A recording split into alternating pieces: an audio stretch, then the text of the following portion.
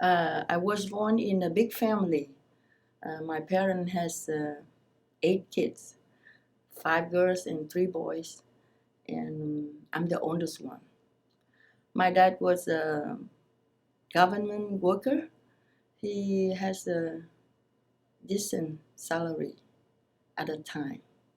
And 1972, I married with a pilot of the South Vietnamese Air Force. And 1974, I gave the first birth to my son. And we are a happy family. And when the fall of Saigon in April 1975, my husband just went off to join the fight. And he was taken to prison by the North government.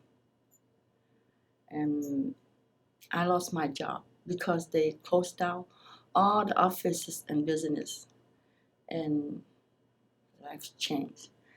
And we were told to go to the countryside, stay away from the politics and city.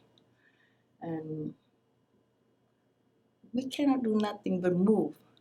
I moved with my parents and sibling to the countryside, where my husband and family live. And they give me a piece of land to farm. And when the harvest time comes, we have to pay tax, buy the crops. And the rest I keep to feed me and my son. And life was very hard.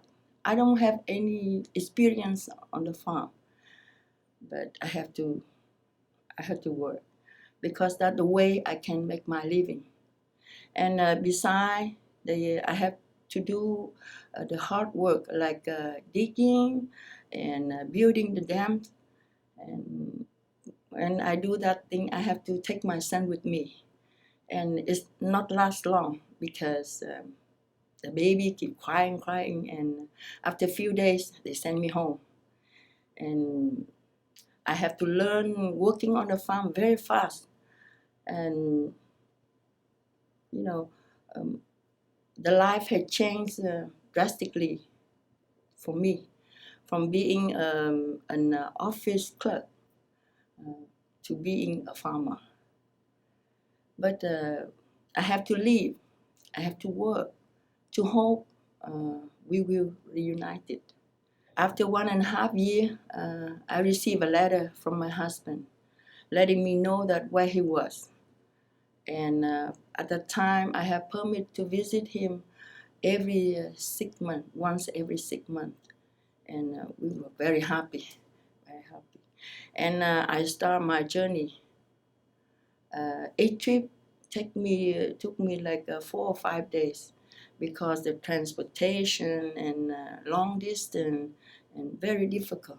Just see him only 30 minutes and keep going like that. And after 6 years in prison, he was released. But he is not totally a free man because he have to report to the local police station every day and then every week and every month. They did everything to make sure that he didn't join any revolution against the government. Anything had travel from here, there, or out of the village, I have to do by myself. And, and I have to do the exchange labor. Like I work for this family 2-3 days, and the other family 2-3 days, and in return they're gonna help me to do the harvest time. And 14 years later, and when we heard of U.S. Humanitarian operation, that is a part of orderly departure program to helping the re-education camp detainees to find refuge in the U.S. And at first, we don't believe it.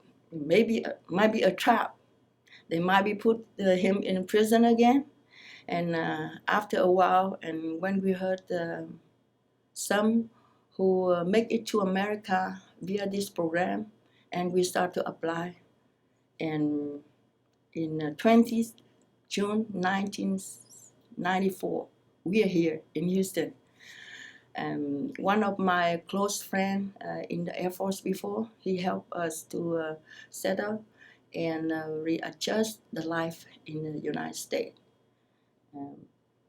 At the beginning, I cannot believe we are in United States. Occasionally, I wake up in the middle of the night and talking to my husband and make sure that this was not a dream. This is true. And the humanitarian operation helping us financially in the first year. And we are very grateful because when we left Vietnam, we have nothing, only bare hand and a lot of debt. Yeah. And I'm not hard to adjust the life in the United States because we are at the bottom of the pit. And